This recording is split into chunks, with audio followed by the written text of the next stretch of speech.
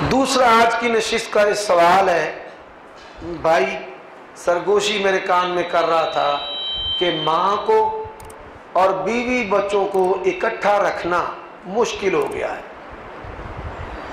माँ को और बीवी को इकट्ठा रखना मुश्किल नहीं है, अल्लाह ताला की तौफीक से।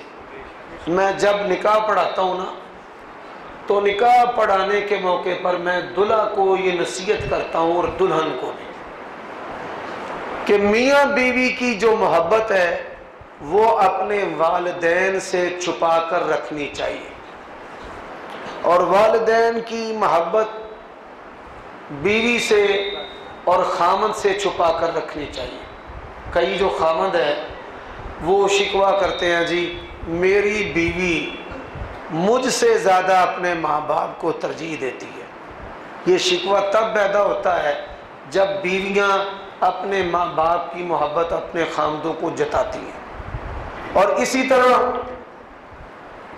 खामद भी अपनी बीवियों की मोहब्बत जब अपने माँ बाप को दिखाना शुरू कर देते हैं, कपड़े आ रहे हैं, खाने आ रहे हैं, तोहफे तहफ़ आ रहे हैं, तो माँ बाप जो हैं वो मोहब्बत में तंग दिल होते हैं, उनसे फिर ये चीज़ें बर्दाश्त नहीं होती। ये आवाज़ ज़रा कम कर दे। तो मैं आपको ये नसीहत करता हूँ, वालिदा के साथ जो उसने सलूक है वो बीवी से छुपाएं, और जो बीवी से उसने सलूक है वो अपनी वालिदा से छुपाएं। मैं इसकी मिसाल देता हूँ।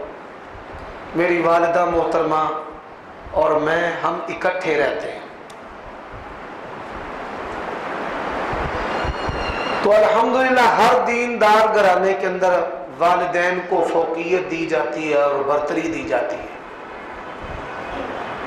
तो जो माएँ होती ना वो बर्दाश्त नहीं करती कि जो बहू है वो मेरे बेटे की औलाद को मारे, या वो अपनी मोहब्बत ज़्यादा जताने में तकल्लुफ़ करती है कि मैं अपने पोतों और पोतियों की माँ से भी बढ़कर खैर खा हूँ।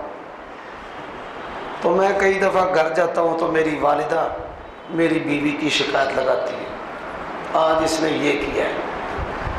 तो मैं अपनी बीवी को माँ के सामने डांटता हूँ। डांटना, कुटना घटाना कोई नहीं,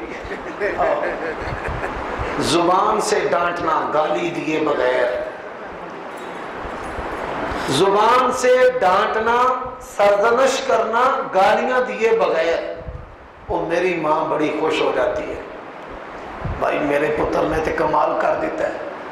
तो जिसले मियाँ बीवी असी कमरे चुने हैं तो मैं ना ला लिए, चल मेरे माफ कर। बात की समझ आई है?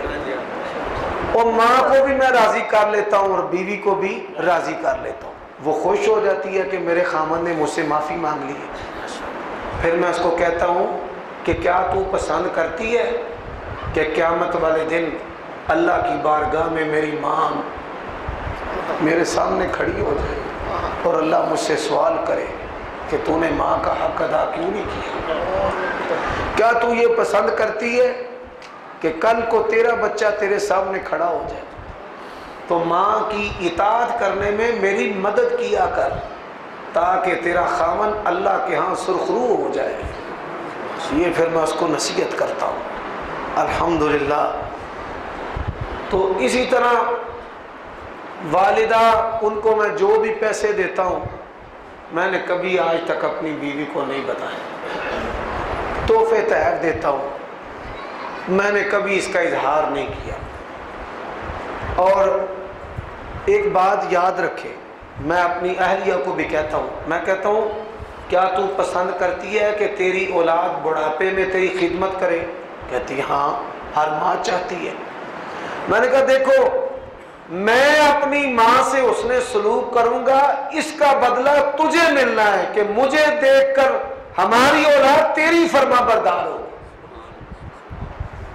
खिदमत तो मैंने करनी है लेकिन बदला तुझे तेरी औलाद ने देना है। तो ये आप बातें समझाएं, इंशाअल्लाह अल्लाह ताला टकराव जो है वो ख़त्म कर देगा। फिर फौरी एक्शन न लिया करें कि माँ ने शिकायत लगाई है तो कोट कटैया गाल गालम गलोच नहीं। आप नसीहत करें, माँ से कहें मैं इंशाल्लाह इसको नसीहत करता हूँ, इसको समझाता हूँ। बीवी अगर वालिदा की कोई बात करे ना तो कहें ठीक है इंशाल्लाह मैं माँ जी से गुजारिश करूँगा, मैं माँ जी से गुजारिश करूँगा। ये नहीं कहना मैं माँ नू समझावांगा, उन्हें कहना चल नस चाहे इथों कालिया बागल मैनू समझाने वाला केड़ा तू बड़ा है। माँ से गुजारिश और बीवी को समझाना।